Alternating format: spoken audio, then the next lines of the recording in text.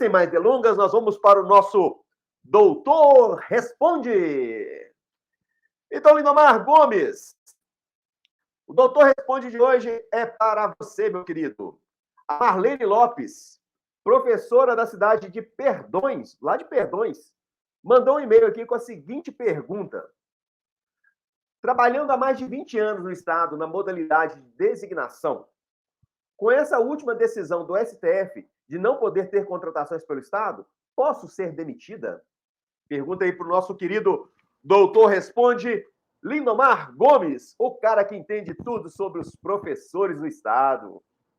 Valeu, meu querido, show de bola. Marlene, um abraço para você, um abraço aí para todos de Perdões, um abraço para todos que estão nos acompanhando, que vão nos acompanhar depois. Vamos lá. De 2014 para cá, nós tivemos 3 legislações do Estado de Minas Gerais que foram julgadas inconstitucionais pelo Supremo Tribunal Federal. Tivemos, em 2014, a Lei 100, que foi a lei que efetivou mais de 98 mil trabalhadores no ano de 2007. E tivemos também, em 2019 para 2020, o julgamento da Lei 10.254, que era a lei que regulamentava todas as contratações a partir da Constituição de 88, Constituição do Estado de Minas Gerais de 89, e essa legislação é de 1990. E agora, recentemente, né, nós tivemos julgado a ADPF 915, que é Arguição de Descumprimento de Preceito Fundamental, relacionados às legislações de convocação de 1977 e também 1986. O que é diferente? Porque nas outras eram ADIs, ou Ações Diretas de Inconstitucionalidade, e aqui nós temos Arguição de Descumprimento de Preceito Fundamental, ADPF. Simples, porque as duas outras que foram julgadas, elas são legislações que foram feitas após a Constituição de 1988. Então, todas as legislações que são feitas após 1988 são legislações que podem ser declaradas inconstitucionais. Anterior a 1988, não tem como eu colocar como declaratória de inconstitucionalidade, porque todas as legislações foram recepcionadas. Então, eu mudo a nomenclatura e coloco a arguição de descumprimento de preceito fundamental. Qual que é o preceito fundamental? Que ela está violando a Constituição.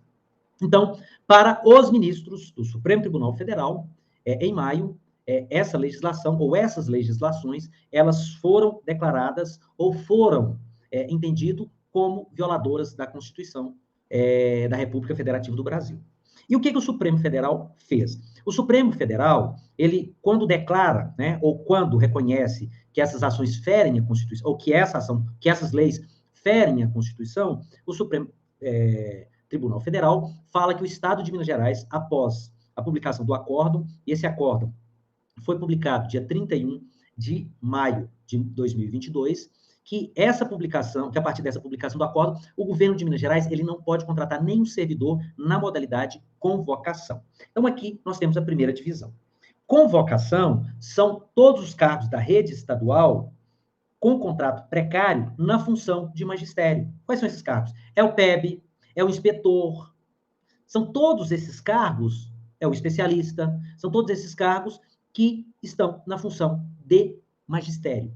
Esses cargos, a nomenclatura é convocação. Então, eu só não posso, a partir de 31 de maio, fazer mais convocações, contratos na modalidade de convocação, beleza? No entanto, os cargos que estão na modalidade de convocação para cargo vago, esses cargos podem continuar até 31 de dezembro do próximo ano.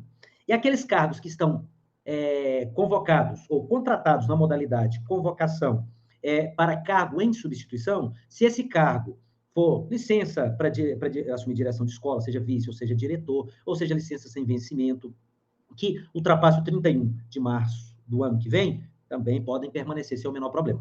O diferencial aí está em cargos em substituição que vencem agora, ou vencem ao longo do tempo.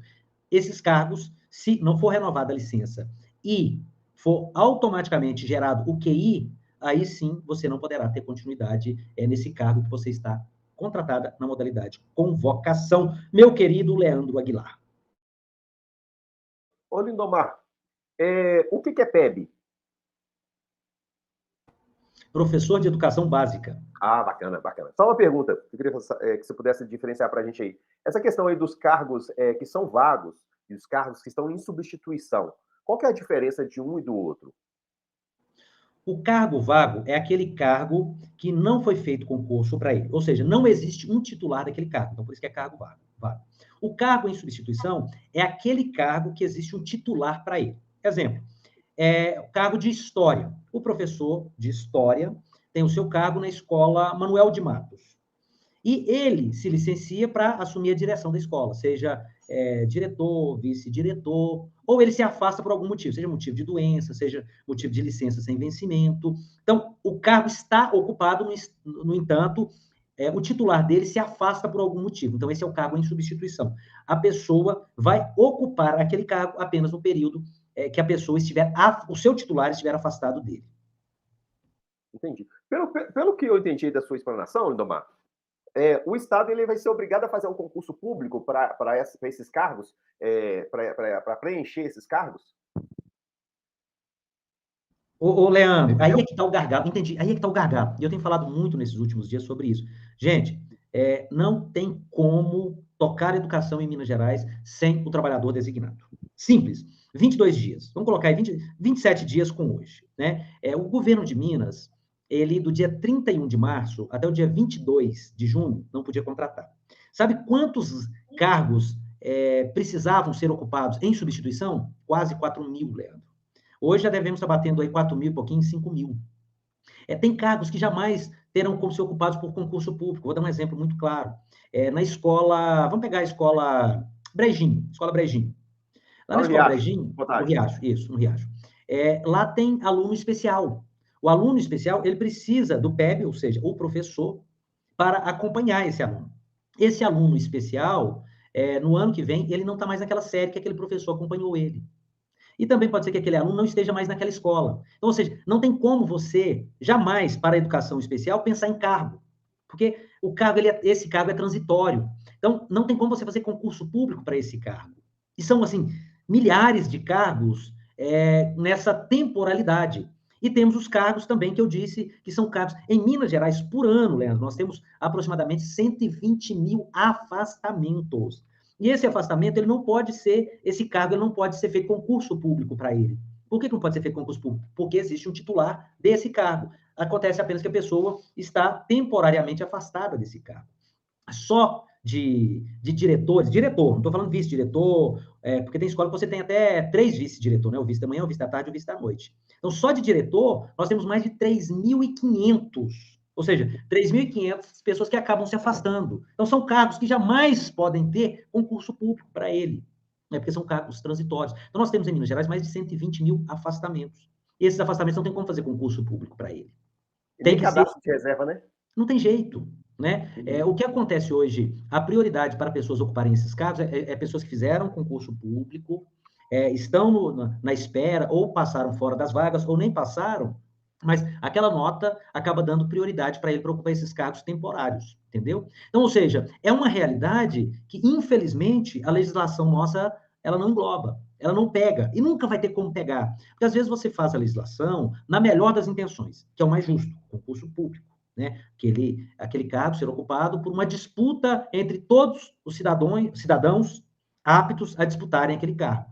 No entanto, a realidade que me coloca, o Leandro passou no cargo aqui para professor lá no Monte Castelo, lá no Padre José Maria Deman.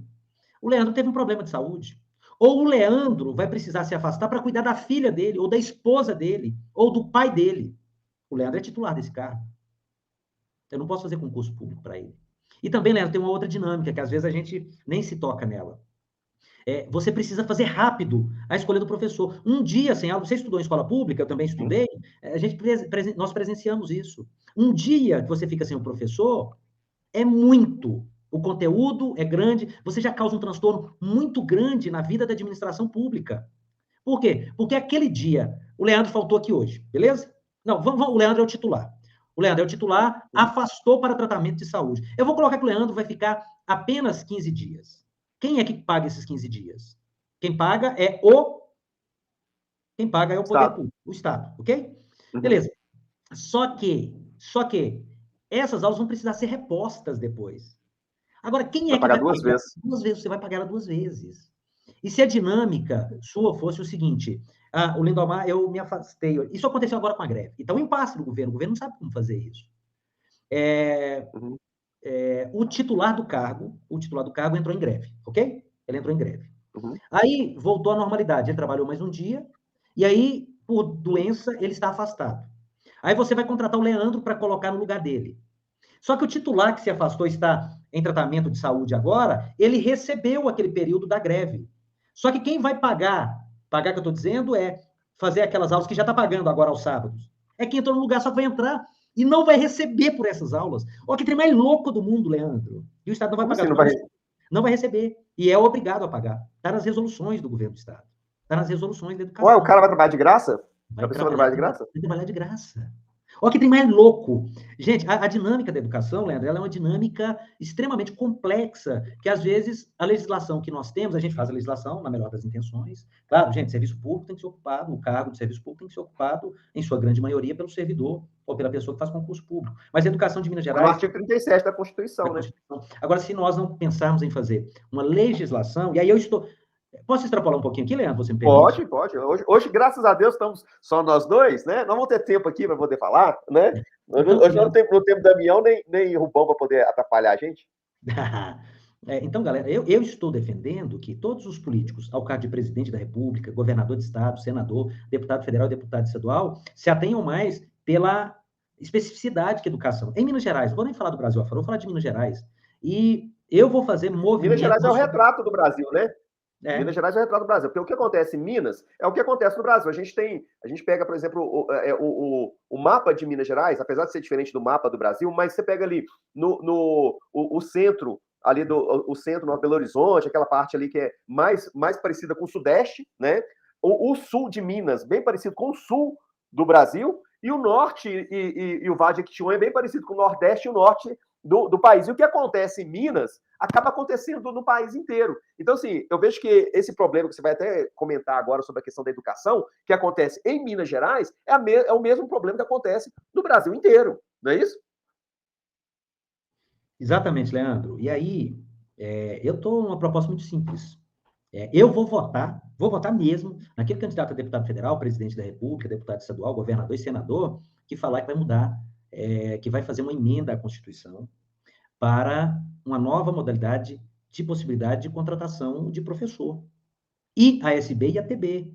E que esse trabalhador, a TB, a ASB e o PEB, que ele possa ter direito, mudar a Constituição para que ele possa ter direito de ter acesso ao IPSENG previdenciário e essencial, ou seja, o regime próprio. Não é justo que esse trabalhador ele pague por uma legislação que ficou desatualizada. E que o governador de estado tenha coragem, e o deputado estadual, deputado federal e senador, de apoiar uma proposta como essa. Porque são pessoas que estão ficando à míngua. E aí você cria sub-professores, sub-ASBs, sub-ATBs, sub-especialistas, sub-inspetores, que estão abaixo daqueles que fizeram concurso público e tomaram posse do seu cargo. Precisa mudar. E o STF tem que entender essa dinâmica. As legislações elas foram feitas para atender a necessidade do povo.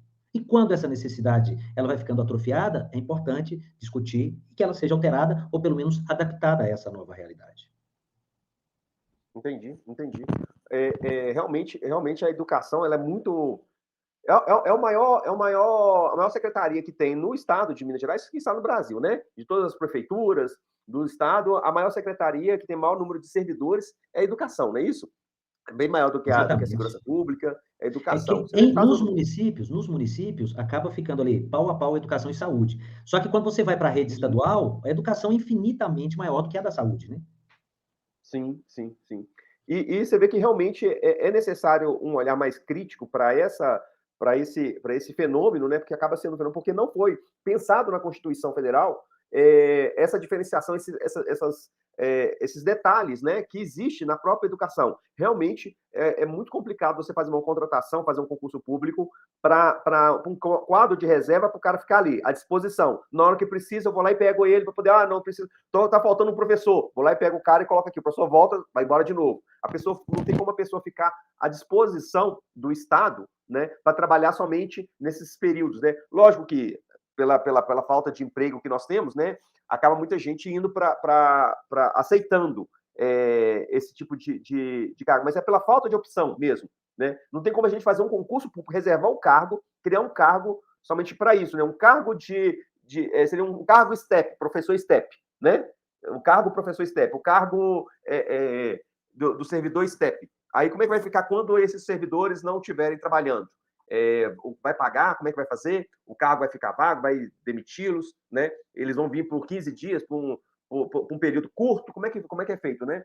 Então, assim, realmente esse gargalo que a educação tem, a nossa população, né? A nossa população, cidadãos, eles têm que ter um olhar mais crítico para essa questão, porque quando a gente fala de servidor público, todo mundo imagina já o juiz que ganha lá seus 50 mil reais por mês, né? Imagina o Ministério Público, pega as classes, né? Os políticos, a classe política que ganha muito e fala assim, não trabalha, né? É o pessoal que não trabalha. Eles não vê que os professores são servidores públicos, né? E que a grande maioria, a maçante, ganha, né, salário mínimo, né, ganha muito pouco, não é isso? Então a gente precisa ter um olhar crítico e um olhar de proteção para o servidor, porque esses professores é que tomam conta do meu filho, do seu filho, dos filhos, né, da maioria da população. A gente precisa realmente cobrar das nossas autoridades, cobrar mesmo, cobrar que eu falo no sentido de, eu não vou votar em quem não se comprometer com a educação.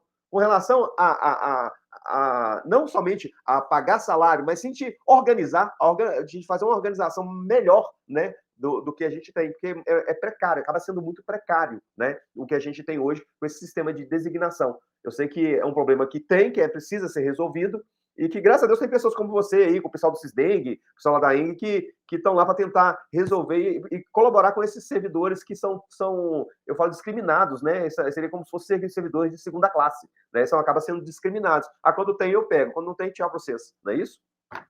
Exatamente, meu querido. Mais alguma coisa, doutor Lindomar? Só para concluir, até peguei esse gancho seu aí, eu acredito que é fundamental pensarmos em uma legislação para esse trabalhador de contrato precário, ou designado, contratado, convocado, o que seja. Precisamos ter uma legislação que garanta a ele determinados direitos, né? Um direito principal, eu vejo, que é ser contribuinte do regime próprio de cada ente, de cada local que ele trabalhar. Acho que isso aí vai ser uma evolução assim, muito grande para eles.